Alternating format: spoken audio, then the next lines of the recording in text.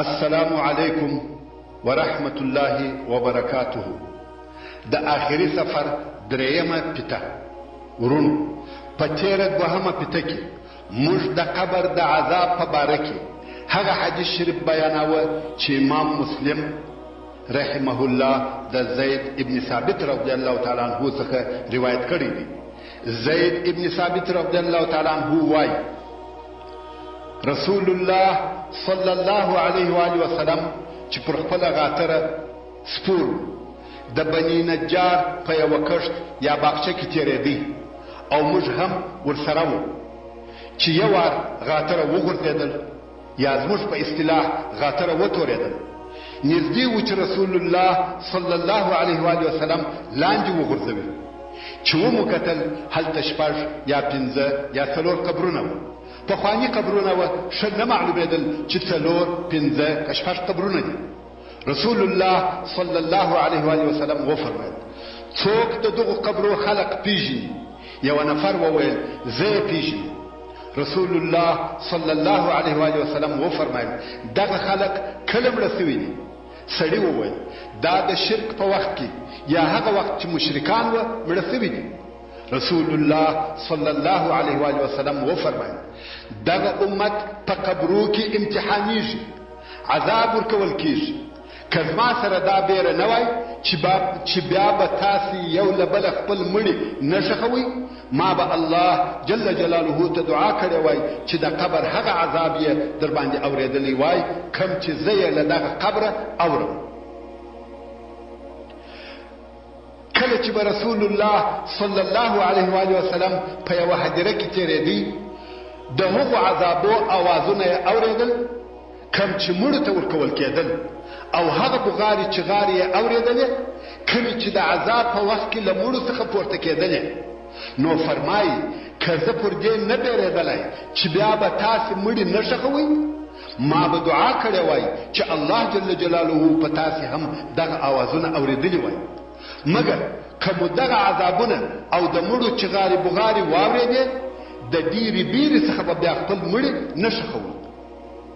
امام بخاري د ابو ایوب الانصاري رضی الله تعالی عنه څخه روایت کوي چې وایي پس د هغه څخه چې لمر ولوېدی رسول الله صلی الله علیه و آله وسلم راووتی، یو آواز یې واورېدی، یعنی داسې ودرېدی لکه یو آواز چې واوري. اصحاب کرام په تعجب کې شول او ویل څه شی اورې یا رسول الله؟ رسول الله صلی الله علیه و آله وسلم وفرمایل یهودو ته د دوی په قبرو کې عذاب ورکول کیږي.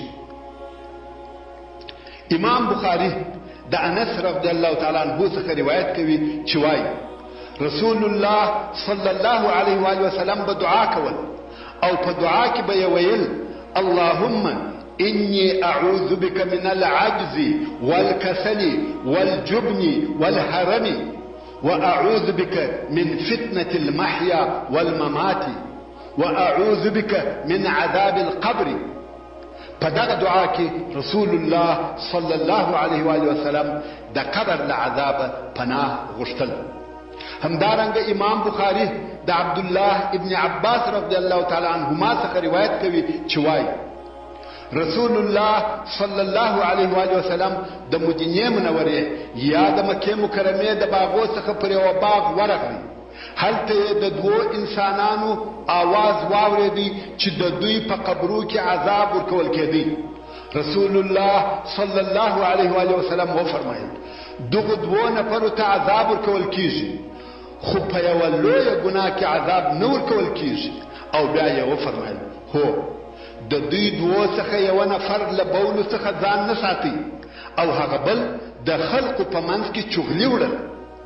بیا یې د خرما یوه شاخله را وغوښتل، هغه یې دوه ځایه کړل او پر هر قبر یې د هغې شاخلې یوه ټوټه کښېښول. یو چا ورته وویل یا رسول الله دغه کار دې ولې وکړي؟ رسول الله صلی الله علیه و آله وسلم وفرمایل شایي دغه د دوی عذاب تر هغو ورسپک کړي تر څو چې دغه لښتې نه وي وچې سوي یا تر څو چې دغه لښتې وچیږي. رواه البخاري. ښه متوجه د بولو څخه د ځان او کالو نه ساتل، همدارنګه د خلقو په منځ کې د خبرو وړل او راوړل چې موږ چغلي ورته وایو د قبر د عذاب سبب ګرځي. په هغه حدیث شریف کې چې امام مسلم یې روایتوي وایي رسول الله صلی الله علیه و آله وسلم به خپل اصحاب کرام امر کول چې په الله سره د قبر له عذاب پناه وغواړي. اصحاب کرام به ویل په الله سره د قبر له عذاب پناه غواړو. رسول الله صلی الله علیه و آله وسلم به وفرمایل تعوذوا بالله من عذاب القبر قالوا نعوذ بالله من عذاب القبر رواه مسلم. امام مسلم د عبد الله ابن عباس رضی الله تعالی عنهما څخه روایت کوي چې وایي رسول الله صلی الله علیه و آله وسلم به دغه دعا داسې راښول لکه څرنګه چې د قرآن مجید یو سورت راښوي او ویل به یې وایاست اللهم انا نعوذ بك من عذاب جهنم واعوذ بك من عذاب القبر واعوذ بك من فتنة المسيح الدجال واعوذ بك من فتنة المحيا والممات. نو د قبر عذاب ثابت او یقیني دی او هغه دلائل چې د قبر عذاب په ثابتېږي تر دې ډیر دي چې څوک یې حساب کړي. او د قبر پر عذاب یقین درلودل زموږ د ایمان او عقیدې یو اساسي جز دی. د قبر د عذاب انکار کول ناروا او د ایمان لږوالی او کمی ده. اوس به هغه حالات په تفصیل سره بیان سي کوم چې انسان ته د ده په قبر کې پیښیږي. امام احمد رحمت الله علیه او ابن ماجه دهانی مولا عثمان ابن عفان رضی الله تعالی عنهما څخه روایت کوي چې وایي حضرت عثمان رضی الله تعالی عنه چې به یو قبر ته ودرېد دونه به یې وژړل چې ژیره به یې په اوښکو لنده شوه. یو چا ورته وویل جنت او دوزخ یادوي او نه ژاړي او د قبر په لیدلو سره ژاړي. حضرت عثمان رضی الله تعالی عنه وویل رسول الله صلی الله علیه و آله وسلم وفرمایل قبر د آخرت اول منزل دی. که څوک د قبر له عذاب خلاص تر هغه وروسته چې کم کارونه دي آسانه دي او که د قبر له عذاب نسو خلاص تر هغه وروسته تر دغه سخت او شدید عذابونه دي. او نور یې هم پسې وویل چې رسول الله صلی الله علیه و آله وسلم وفرمایل هیڅ د بیرې ځای مې نه دی لیدلی مګر قبر تر هغه ډېر بیرونکی دی. یعنی د بیرې تر ټولو ځایو قبر ډېر بیرونکی ځای دی. رواه احمد و ابن ماجه. امام مسلم د ابو هريره رضی الله تعالی عنه څخه روایت کوي چې وایي د رسول الله صلی الله علیه و آله وسلم په وخت او زمانه کې یو ښځه وه چې همیشه به د رسول الله صلی الله علیه و آله وسلم مسجد پاکاوه. دغه ښځه په شپه کې مړه شوه او په هغه شپه کې ښخه کړل شوه. په وروسته کې رسول الله صلی الله علیه و آله وسلم دغه ښځه نه لیدل چې چیرې ده. نو یې د هغې پوښتنه وکړه ورته وویل شوه چې هغه په شپه کې مړه شوه او په هغه شپه کې مو ښخه کړل. رسول الله صلی الله علیه و آله وسلم وفرمایل ولې مو زه نه کړم خبر؟ صحابه کرام وویل موږ دا نه کړه خوښه چې تا له خوبه راویښ کړو. نو رسول الله صلی الله علیه و آله وسلم د دغې ښځې چې د مسجد خدمت یې کاوه د عزت په سبب د خپلو اصحابو څخه وغوښتل چې قبر یې وروښي او هلته یې ورولي. صلوات الله علیک یا رسول الله پر خپل امت څونه مهربانه. رسول الله صلی الله علیه و آله وسلم هلته ورغی او د ښځې پر قبر یې لمونځ ادا کړی او بیا یې وفرمایل دغه قبرونه پر خپلو خاوندانو په تاریکیو ډک دي او الله جل جلاله یې زما د لمانځه په سبب پر دوی روښانه کوي. تاسو ولیدل دا په اسلام کې د هغه چا قدر او عزت وو چې د مسجد پاکي او نظافت یې کول. نو هغه څوک چې مسجد جوړوي یا د مسجد نور ضروريات لکه د اوداسه نولې غسلخانې تشنابونه او داسې نور ضرورتونه یې جوړوي او ورپوره کوي د هغو به څونه اجر او ثواب. اوس به د قبر کښېکښلو ته راسو. د امام نسائی په سنن کې هغه عجیب حالت بیانېږي کوم چې په قبر کې مړي ته پیښیږي. هغه دا چې کله چې مړی که هر څوک هم وي په قبر کې کښېښول سي قبر یې کښېکاږي یا په قبر کې کښېکښل کیږي. کله چې د رسول الله صلی الله علیه و وسلم د ډیرو ښو او غوره اصحابو څخه جلیل القدر صحابي او د لوړې مرتبې خاوند د انصارو رئیس او سردار سعد ابن معاذ رضی الله تعالی عنه وفات شو او په قبر کې کښېښول شو، نو رسول الله صلی الله علیه و وسلم خپل اصحاب کرامو ته د سعد رضی الله تعالی عنه فضیلت او لوړه درجه بیانول او وی فرمایل دا هغه څوک دی چې د مرګ په سبب عرش الرحمن حرکت وکړي او دلره د آسمان دروازې خلاص شوې او د دو جنازې ته او یا زره ملکې حاضر شوې مګر دی هم کښېښل شو او بیا ایله کړل شو. رواه النسائی. د سعد ابن معاذ رضی الله تعالی عنه د لوړې درجې په باره کې او دا چې دی رضی الله تعالی عنه په جنت کې دی په هغه حدیث شریف کې چې امام ترمذی، امام احمد او نور یې د برا او انس رضی الله تعالی عنهما څخه روایتوي وایي رسول الله صلی الله علیه و وسلم ته د روم د پاچا له طرفه یو کالی پوستین چې د ورېښمو څخه جوړ شوی و په هدیه کې ورکړل شو. اصحاب کرام د هغه پوستوالي او نرموالي ته په تعجب کې وو. رسول الله صلی الله علیه و وسلم وفرمایل تاسو دغه ته تعجب کوئ؟ زما دې په هغه ذات قسم وي چې زما د نفس اختیار د هغه په قدرت کې دی چې په جنت کې د سعد ابن معاذ رضی الله تعالی عنه دشمنونه تر دغه ښه او بهتر دي. کله چې سعد ابن معاذ رضی الله تعالی عنه دغه خپل لوړې درجې سره بیا هم کښېښل شو، نو هر انسان چې په قبر کې کښېښول سي کښېښل کیږي. په هغه حدیث شریف کې چې امام احمد یې د حضرت عایشه رضی الله تعالی عنها څخه روایتوي وایي رسول الله صلی الله علیه و وسلم وفرمایل بېشکه قبر لره یو کښېښل سته، که چیرې له هغه کښېښلو څخه یو څوک خلاصېدلی سعد ابن معاذ به خلاص شوی وای، نو هیڅ انسان له دغه کښېښلو څخه نه خلاصېږي او خامخا دغه کښېښل هر چاته ورسېږي، خو البته هر څوک له خپل حاله سره موافق کښېښل کېږي. په قبر کې پوښتنې په هغه حدیث شریف کې چې امام بخاری او امام مسلم یې د انس ابن مالک رضی الله تعالی عنه څخه روایتوي د قبر د حال تفصیل بیانېږي او وایي رسول الله صلی الله علیه و وسلم وفرمایل کله چې یو بنده د ده په قبر کې کښېښول سي او د ده ملګري او دوستان ځینې رهي سي تر داسې اندازې چې دی د دوی د چوټو کړپۍ اوري، په دغه وخت کې مړي ته دوی ملکې راسي، دی کښېنوي او ورته وایي تا د دغه سړي محمد صلی الله علیه و وسلم په باره کې څه ویل؟ مؤمن او مسلمان سړی ورته وایي اشهد انه عبد الله ورسوله، زه شاهدي ادا کوم چې دی د الله جل جلاله بنده او رسول دی.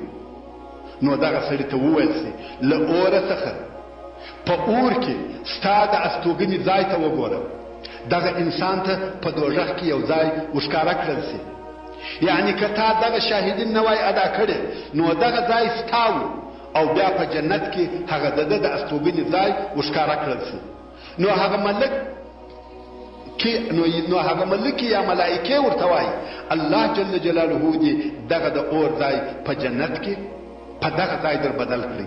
رسول الله صلی الله علیه و وسلم فرمایي دی دغه دواړه ځایونه هم د دوزخ ځای هم د جنت ځای وویني، مګر کافر یا منافق بنده د ملائکو په جواب کې وایي نه یم خبر، ما هغه څه ویل چې خلقو ویل. ملائکې ورته وایي ته نه خبر وې او نه دې د هغو کسانو متابعت وکړي چې خبر و، او بیا یې د اوسپنې په چکش د دوو غوږو په منځ کې ووهي. دغه انسان دونه لویه چغه وکړي چې هغه ده ته نږدې ټول ژوندي مخلوقات یې اوري بې له انسانانو او پیرانانو. مګر د احادیثو په هغه مجموعه کې کما چې امام ناصر الدین الالبانی رحمه الله جمع کړي او ترتیب کړي ده دغه د قبر حال ډیر دقیق او په تفصیل سره بیانوي. او اوس د هغه اوږده حدیث شریف چې برا ابن عازب رضی الله تعالی عنہ د رسول الله صلی الله علیه و آله وسلم څخه روایت کړی دی، هغه حدیث شریف چې اوله حصہ د ذکندن د حالاتو په باره کې ذکر شو او دوهمه حصہ هغه وخت ذکر شو چې د روح تر وتلو وروسته مو هغه حالات بیانول چې روح اسمان ته پورته کړل شي. نو اوس به د هغه ذکر شوي حدیث شریف پاته حصہ د قبر په حالاتو پوره کړو. د برا ابن عازب رضی الله تعالی عنہ په روایت شوي حدیث شریف کې نور هم رسول الله صلی الله علیه و آله وسلم فرمایي کله چې د مؤمن مسلمان جسد په قبر کې کښېښول شي نو د مؤمن مسلمان روح بیرته د جسد ته راسي او بیا دوی ملائکه ورته راسي. دی کښېنوي او ورته وایي ستا رب څوک دی؟ دغه مؤمن انسان ورته وایي زما رب الله جل جلاله دی. ملائکه ورته وایي دین دې څه شی دی؟ مؤمن وایي دین می اسلام دی. ملائکه ورته وایي دغه څوک چې تاسو ته په رسالت را لېږل سوی وو دا څوک وو؟ مؤمن مسلمان وایي هغه رسول الله صلی الله علیه و آله وسلم. ملائکه ورته وایي په دغه ته څه خبر شوې؟ مؤمن وایي ما کتاب الله قرآن مجید ووایه پر ده مې ایمان راوړي او د ده تصدیق مې وکړي. په دغه وخت کې د آسمان له طرفه یو غږ کوونکی غږ وکړي چې زما بنده رښتیا وویل نو له جنت څخه فرش ورته اوار کړي، قبر یې داسې ور فرش کړي لکه د جنت چې یوه حصه وي او له جنت کالي په واغوندي او د جنت و طرف ته یوه دروازه ور خلاصه کړي نو د جنت هوا او خوشبویي ورته راسي او قبر یې د سترګو د لیدنې پر اندازه پراخه شي. دغه قبر چې زموږ په لیدلو کې ډېر کوچنی معلومیږي د مؤمن دپاره دونه پراخه شي چې د سترګو د لیدنې پر اندازه د هغه لویوالي او پراخوالي. مسلمان وروره مه بیریږه او مه وارخطا کېږه. د قبر او د هغه د عذابو څخه بیره د کافرانو او فاجرانو دپاره ده، مگر هغه مسلمان چې د الله جل جلاله اطاعت او عبادت کوي فلا خوف علیهم ولا هم یحزنون. نه پر هغو بیرسته او نه به هغه غمجن وي او ان شاء الله تعالی موږ به له هغو کسانو څخه یو چې نه بیریږي او نه غمجن وي. بیا نو دغه مؤمن مسلمان ته د ده په قبر کې داسې یو سړی راسي چې ښه ښایسته مخ یې وي، ښه ښایسته کالي یې وي، ښه بوی یې ولاړېږي او دغه مؤمن ته وایي په هغه څه سره زیری در کوم چې ته په خوشحاله کېږې. د الله جل جلاله له طرفه په کرامت او همیشنیو نعمتو سره زیری در کوم. دا ستا هغه ورځ ده چې تا ته د دغې ورځې وعده در کول کېده. دغه مړ سوی انسان به ورته وایي ته څوک یې؟ الله دې د خیر زیری در باندې وکړي. ته څوک یې؟ مخ دې د هغه چا مخ دی چې خیر او خوشحالي راوړي. هغه سړی به ورته وایي زه ستا ښه عمل یم. سبحان الله. مړي ته هغه د ده ښه عمل د ښایسته انسان په شکل سره راځي او بیا ورته وایي زه ستا ښه عمل یم. والله له تا څخه بل شی نه دی را معلوم بې له دې چې د الله جل جلاله په امر منلو کې چابک او چالاکه وي او د الله جل جلاله په ګناه او نافرمانی کې ځندنی او کهاله وي. نو الله جل جلاله د خیر جزا او بدله درکړو. بیا نو دغه مؤمن مسلمان لره یوه دروازه د جنت له طرفه او یوه دروازه د اور له طرفه ورته خلاصه شي. نو د اور دروازې ته اشاره وسي او ورته ووایي دغه ستا ځای و که دې د الله جل جلاله نافرماني کړې وه. ورونو هر انسان لره په جنت او دوزخ کې معین او خاص ځای شته. نو اوس ورته ووایي که دې د الله جل جلاله نافرماني کړې وه دغه دې ځای و. خو الله جل جلاله ستا د ښه عمل په سبب هغه د اور ځای په جنت کې په دغه ځای سره در بدل کړي. نو کله چې دغه صالح مسلمان خپل ځای او خپل قصر په جنت کې وویني او د جنت نعمتونه وویني نو وایي زما ربه ژر قیامت کې زما ربه ژر قیامت کې چې زه خپل اهل او خپل مال ته ورسم. دغه مؤمن غواړي چې ژر تر ژره قیامت سي او دی هلته خپل اهل خپل قصر او خپل مال وویني. الله جل جلاله دې موږ او تاسې له دغو کسانو څخه وګرځوي. همدارنګه رسول الله صلی الله علیه و آله وسلم دغه مؤمن او مسلمان د قبر د حال تر بیانولو وروسته د هغه چا د قبر حال راته بیانوي چې کافر وي یا په بل روایت کې فاجر وي او د هغه په باره کې فرمایي کله چې په قبر کې د کافر یا فاجر انسان روح بیرته د جسد ته راسي نو دوی ملایکې ورته راسي دی کښېنوي او ورته وایي ستا رب څوک دی؟ کافر وایي ها نیم خبر. ملائکه ورته وایي دین دې څه شي دی؟ کافر او فاجر وایي ها نیم خبر. ملائکه ورته وایي دغه څوک چې تاسو ته په رسالت را لېږل سوی وو دا څوک؟ کافر او فاجر وایي ها نیم خبر. نو ملائکه ورته وایي ته نه خبر وې او نه دې د هغو کسانو متابعت وکړي چې خبر وو. نو له اسمانه څخه یو غږ کوونکی غږ وکړي چې د درواغ ووایي دته د اور څخه فرش اوار کړي او دته د اور له طرفه یوه دروازه را خلاصه کړي نو دغه اور له طرفه ګرمي او حرارت ورته راځي او د قبر تر داسې اندازې پر تنګ کړل سي چې پښتۍ یې سره تېرې سي. یو بدمخي او بدشکله سړی ورته راسي چې بد کالي یا لباسې وي او بد بوی ځینې ولاړېږي نو دته ووایي په هغو شیانو سره زیری در کوم چې ستا ناخوښه دي دا ستا هغه ورځ ده چې تا ته یې وعده در کول کېدل. مړی ورته وایي ته څوک یې؟ الله دې د شر زیری در باندې وکړي. ته څوک یې؟ مخ دې د هغه چا مخ دی چې شر راوړي. هغه بد شکله سړی به ورته وایي زه ستا هغه خبیث عمل یم په والله ته هغه څوک یې چې د الله جل جلاله په طاعت او عبادت کې زندنی او کهاله وي او د الله جل جلاله په ګناهو کې چابک او چالاکه وي. نو الله جل جلاله بد او ستا ناخوښه بدله درکړل. بیا نو داسې څوک پر مسلط سي چې هم ړوند وي هم کوڼ وي هم ګونګی وي په لاس کې داسې یو چکش وي که په هغه چکش سره غر ووهل سي هغه غر به خاورې سي نو یې په دغه چکش سره داسې یو وارې ورکړي یا ویې وهي چې دی ورژېږي خاورې سي بیا یې الله جل جلاله داسې جوړ کړي لکه د مخه چې وو بیا یې بل وارې ووهي دغه مړی داسې یوه چغه او رمباړه وکړي چې هر شی اوري بې له انسان او پیري څخه او بیا دلره له اوره یوه دروازه را خلاصه سي او د اور له پرشو څخه فرش ورته اوار سي نو دغه مړی وایي زما ربه مه قیامت کوې زما ربه مه قیامت کوې. هغه څوک چې دا یې د قبر حال وي نو د جهنم په اور کې به یې څه حال وي. الله جل جلاله دې موږ او تاسې بلکې ټول مسلمانان د قبر له عذابه وساتي. آمین. د قبر د عذاب سببونه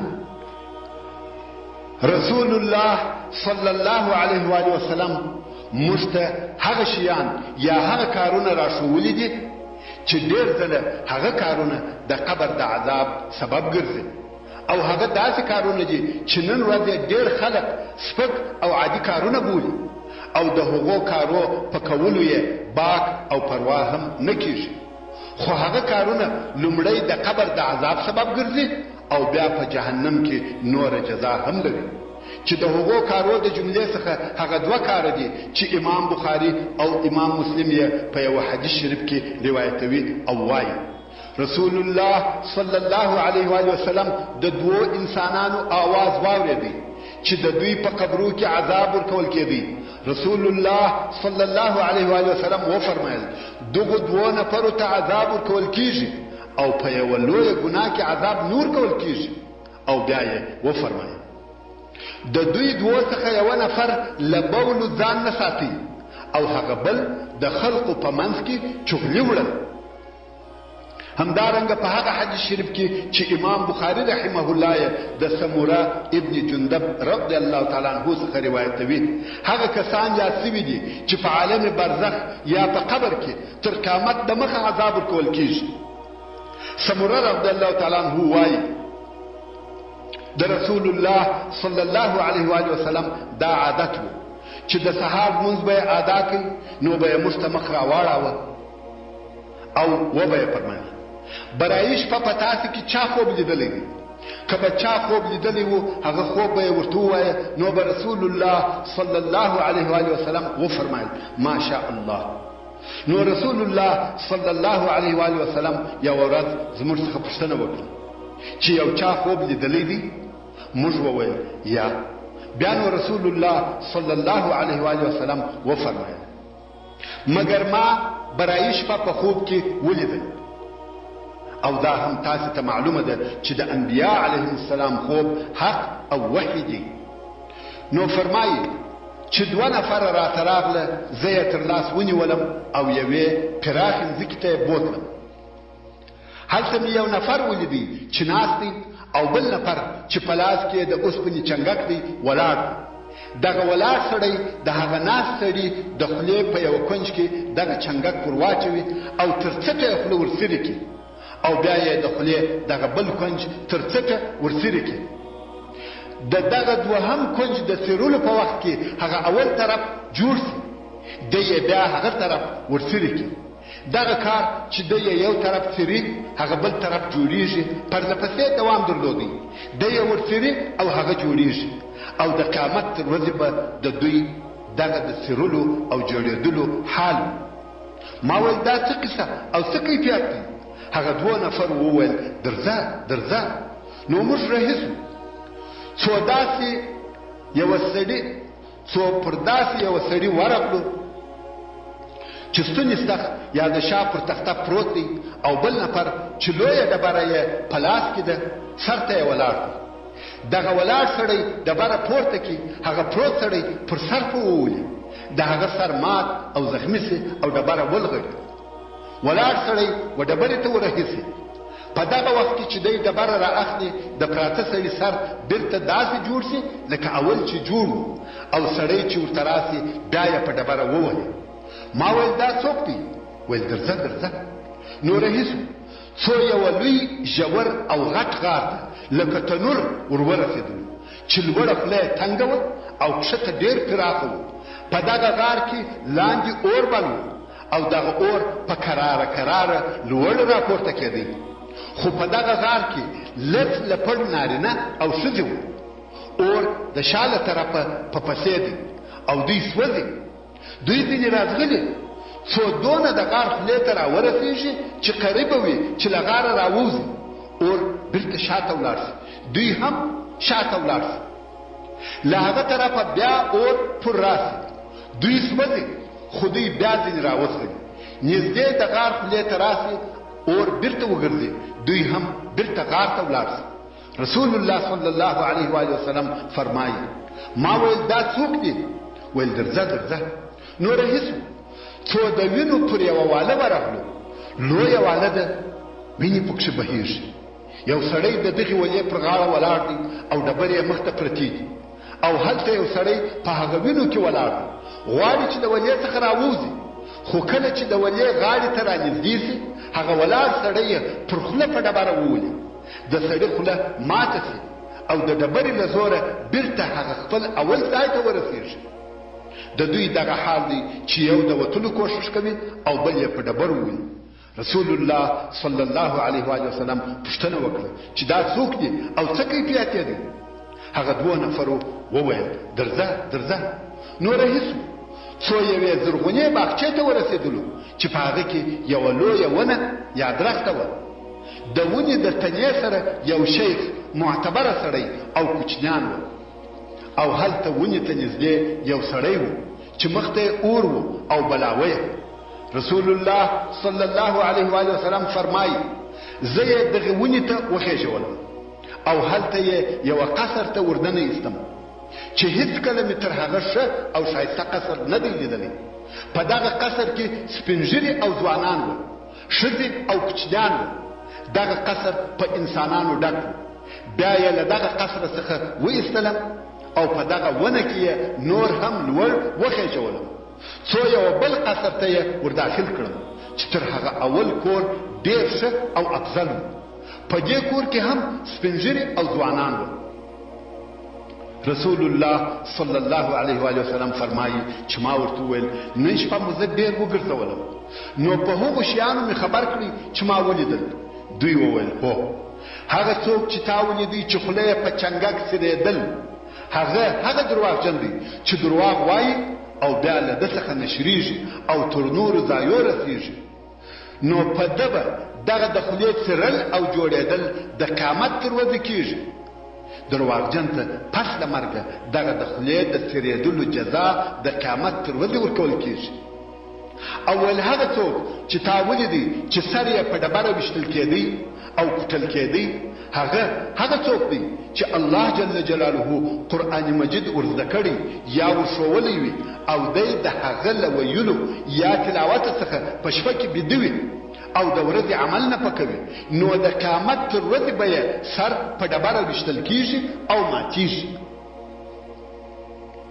او هغه کسان، هغه نارینه او ښځې چې تا د اور په تناره کې ولیدل او په اور سوځل کېدل، هغه زنا کوونکي نارینه او زنا کوونکي ښځې دي. او دغه جزا به پس له مرګه د قیامت تر ورځې ورکول کېږي. خو په قیامت کې د جهنم اور هم ورته ګوري. او هغه چې تا د وینو په واله کې ولیدي هغه سودخور او ربا خوړونکی و. دا د عالم برزخ یا د قبر د عذاب ځینې نمونې وې. او هغه شیخ چې د ونې د تنې سره ناست و هغه ابراهیم صلی الله علیه و وسلم و. او هغه ماشومان چې د ده پر شاوخوا وه هغه د مسلمانانو هغه کوچني اولادونه وه چې تر بلوغ د مخه مړه کېږي. او هغه څوک چې اور یې بلاوه هغه ملائکه وه چې پر اور مقرره ده او نوم یې مالک دی.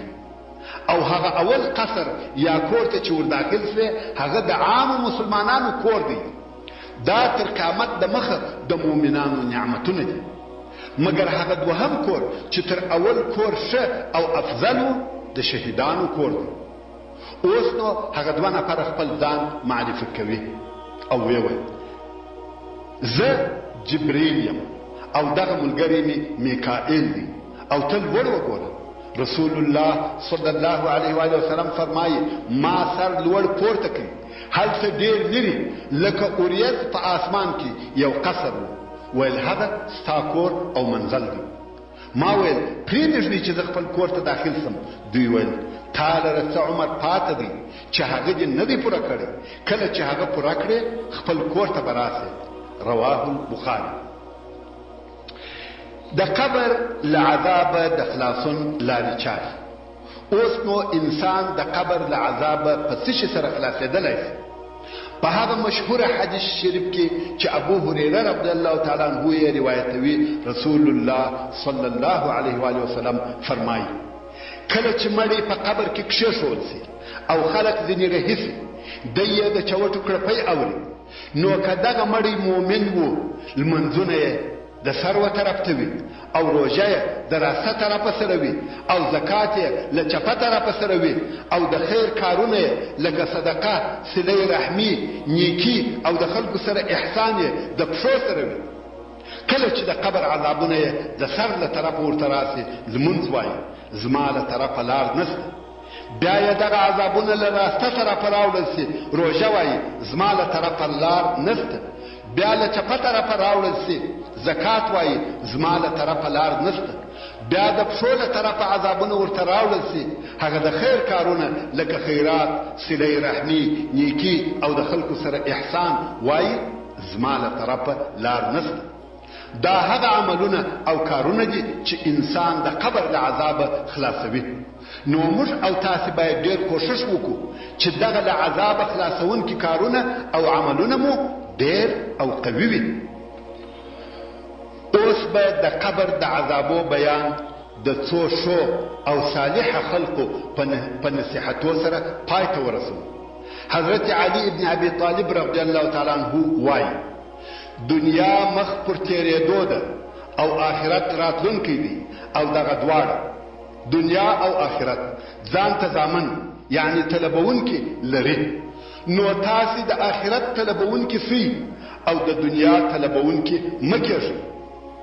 نن ورځ د عمل ورځ ده، حساب نشته، او سبا حساب دی، عمل نشته. امام قرطبي رحمه الله وایي ای مغروره په مرګ کې فکر وکړه، د مرګ په سکراتو سختیو او ترخه پیاله کې فکر وکړه. د مرګ څونه رښتیا وعده ده او حاکم مو څونه عادل دی. یوازې مرګ د زړو د بیرولو دپاره او د سترګو د ژړولو دپاره کافي دی. مرګ جلا کوونکی د عزیزانو دی، خرابونکی د خوندو او لذتو دی، پرې کوونکی د آرزوګانو او امیدو دی. ابن آدمه تا یو ورځ په خپل مرګ کې فکر کړی دی؟ د خپل کور او خپل ځای څخه دي د جلا کېدلو فکر کړی دی؟ کله چې د مځکې له پراخیه د قبر و تنګۍ ته یوړل سې، دوست ملګری او رفیق در څخه جلا سي، ورور او قریب دې پرېږدي، د خپلې نالۍ او تلتکه څخه قبر ته یوړل سې، پس له هغه ښه پلنګ او نرم بستره په خاورو او ډبرو کې پټ سې. ای ټولونکې د مال، ای جوړونکې د ښو کورو، په والله ستا له ماله بل شی ستا نه دی بې له کفنه، او هغه کفن دې هم د خرابېدلو او شورېدلو دپاره دی. بدن دې د خاورو او چینجانو دپاره دی. څه سو هغه مال چې تا ټول کړی و؟ آیا ته یې د بیرې او تکالیفو څخه خلاص کړې؟ هېڅکله نه. بلکې هغه مال دې داسې چاته پرېښاوه چې شکر دې هم نه ادا کوي، او د خپلو ګناهو سره هغه چاته ورغلې چې عذر دې نه مني. جلیل القدر او معظم صحابي ابو درداء رضی الله تعالی عنه وایي درو شیانو وخندوله. اول هغه امیدوار د دنیا می خندوي چې وایي داسې او داسې به وکم، مګر مرګ د ده په طلب کې دی او په ده پسې دی. د ده او د مرګ په منځ کې څه نه وي پاته او دی نور هم د دنیا په امیدو کې وي. دوهم هغه غافل او بې خبره انسان می خندوي چې په لهو او لعب، ساز او فلمو، موډ او پیشن، زنا او نشو مشغولوي، او الله جل جلاله له ده څخه نه دی غافل. دریم هغه په ډکه خوله خندا کوونکی می خندوي، هغه څوک می خندوي چې په بې پروایي سره قهقهه خندا کوي او ځان نسي ټینګولی، مګر دی نه دی خبر چې آیا الله جل جلاله یې راضي کړی دی او که یې په قهر کړی دی. او بیا وایي درو شیانو وژړول. اول فراق او جدایي د محبانو مې ژړوي، محمد صلی الله علیه و وسلم او د هغه اصحاب. دوهم د مرګ د سګلیو او سختیو د وخت بیره مې ژړوي. دریم د هغې ورځې یاد مې ژړوي چې د رحمان جل جلاله په حضور کې ولاړ یم، پټ او ښکاره مې ټول معلوم وي، او بیا نه یم خبر چې جنت ته به ځم که اور ته. ورونو وعظونه او نصیحتونه ډیر دي، مګر لوی او له عبرته ډک نصیحت هغه دی چې عابد او زاهد پنځم خلیفه راشد امیر المؤمنین عمر ابن عبدالعزیز رحمت الله تعالی علیه هغه وخت وکړي چې یوې جنازې ته تللی و. قصه داسې چې امیر المؤمنین عمر ابن عبدالعزیز رضی الله تعالی عنه یوې جنازې ته تللی و. کله چې له هدیرې یا له هغه قبر را رهیسو او څه لرې ولاړې، بیا نو کښېنستې او هغه نور خلق هم ورسره کښېنستل. نو یې خلقو ته د نصیحت په ډول وویل.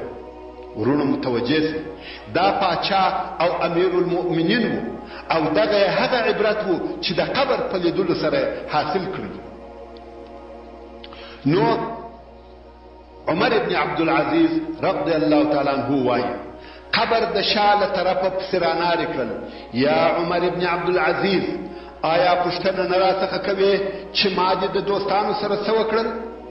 ما ویل هو، پوښتنه در څخه کوم، حال یې راته ووایه.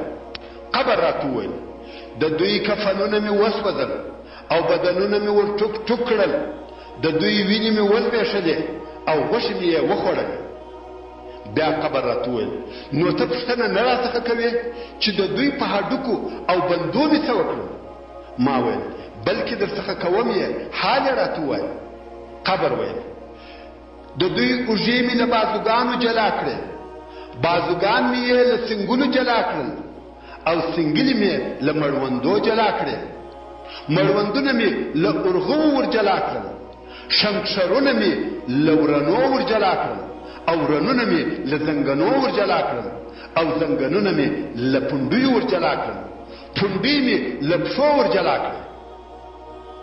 بیا نو عمر ابن عبدالعزیز رضی الله تعالی عنہ وژړ او خلقو ته وویل خبر اوسئ چې بقا د دنیا یا په دنیا کې اوسېدل لږ دي، د دنیا عزتمن خوار دی او غنی فقیر دی، ځوان یې زوړ دی او ژوندی یې مړ دی.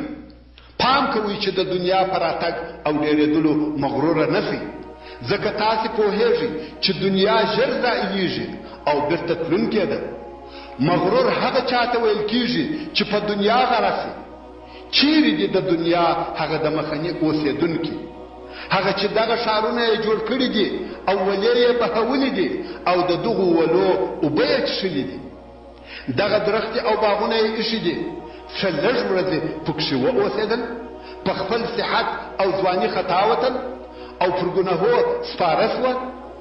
په دنیا کې د دوی د مالو او ډیرو نعمتو په درلودلو د خلقو حسد کېدی، مګر خاورو د دوی په بدنو څه وکړه او چنجانو د دوی په هډوکو څه وکړه. دوی په دنیا کې پر تختو او پستو چپرکټو وه او ډېر اوږده فرشونه ورته اوار وه، نوکرانو یې خدمت کاوه، کورنۍ یې عزت کاوه، همسایګانو یې مراعت کاوه. که اوس ته د هغو قبرو ته ورسې او ورنارې کې ستا د نارې جواب نشي درکولی. دغه د دوی یو له بله نږدې کورو ته یعنې څنګ پر څنګ قبرو ته وګوره او پوښتنه ځینې وکړه.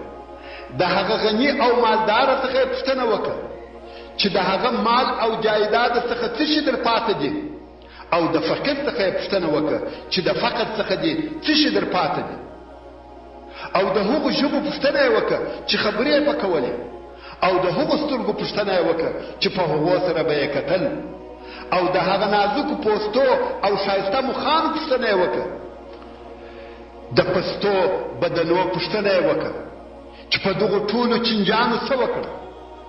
ورونو که تاسې یو مړ شوی حیوان لیدلی وي چې چنجان یې کړي وي، په خپله هغه حیوان نه معلومیږي، بلکې چنجی پر چنجي پورته کښته کېږي، یو وځي بل نه نوځي. نو زموږ د دغه نازول سوو بدنو به په قبر کې دغه حال وي، و قبر ته د چنجانو کور ویل کېږي. عمر ابن عبدالعزیز رضی الله تعالی عنہ نور هم وایي ښایست محوسو، پوست وشوړېدی، د نس کلمې د باندې راووتلې او ښکاره سوې، هډوکې مات سوه، عزت دې وپاشل سو، دروازوانان دې څه سوه، نوکران او خادمان دې څه سوه، ټول کړي او خزانه کړي مال دې څه سو، نه فرش درته اوار دی، نه بالښت درته پروت دی، نه درخت او چمن سته، نه باغ او باغچې سته، نه پارک او نندارې سته. آیا مړه سوي کسان د تنهایی په ابدي کورو کې نه دي؟ آیا پر دوی شپه او ورځ یوه نه ده؟ آیا دوی په همیشنۍ تاریکه کې نه دي؟ دوی او د دوی کارونه سره جلا سول، د دوستانو او آشنایانو څخه جلا سول، امریتونه او چوکۍ یې پاته سول، باغچې او باغونه یې پاته سول، د مځکې له پراخۍ د قبر و تنګۍ ته ولاړل، میراثخورو یې جایداد او د ده ټول کړي مال وویشي، هغه د ناز او نعمت د خاوندانو مخان وشړېدل، بدنونه یې له غاړو څخه پرې او لرې سول، بندونه یې سره وپاشل سول، سترګې یې له خپلو ځایو څخه پر مخانو راولوېدې، خولې یې له وینو او نوو ډکې سوې، چنجان یې په غوښو او بدنو کې ګرځي، اندامونه یې سره جلا سول، څه موده یې دغه حال و څو هډوکې هم خاورې سوه. د دغو مړو ځینو کسانو ته قبر پراخیږي او هلته په نعمتو کې آرام او آسوده وي. نو هغو کسانو چې سبا قبر ته ورتلونکي یاست، د دنیا په څه او څه شي غره سوي یاست؟ آیا ته خبر یې چې ته به سبا پاته یې که یا؟ دغه پراخه کور به دې څه سي؟ دغه اوسني خواړه او میوې به دې څه سي؟ دغه نرم او ریشمین کالي به دې څه سي؟ خوشبویي او عطرونه به دې څه سي؟ دغه د یخ او ګرمۍ لباسونه به دې څه سي؟ هو لطفا فته واړه.